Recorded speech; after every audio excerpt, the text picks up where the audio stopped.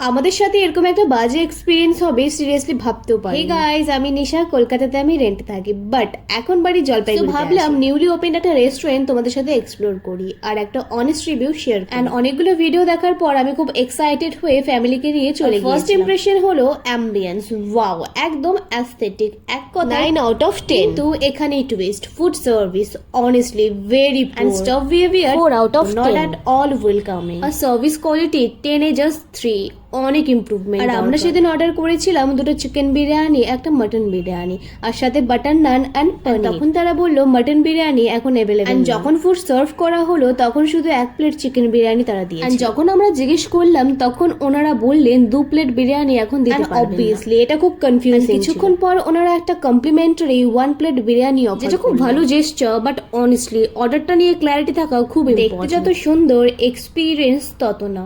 Ambience ভালো হলেও ম্যানেজমেন্টে আরো ফোকাস দেওয়া খুবই দরকার। বিকজ আমরা শুধু ফটোর জন্যই যাই না, আমরা যাই ভালো একটা এক্সপিরিয়েন্সের জন্য। লিটল মিসকমিউনিকেশন গুলো যদি একটু ইমপ্রুভ করা যায় তাহলে ওভারঅল এক্সপিরিয়েন্সটা অনেক বেটার হতে পারে।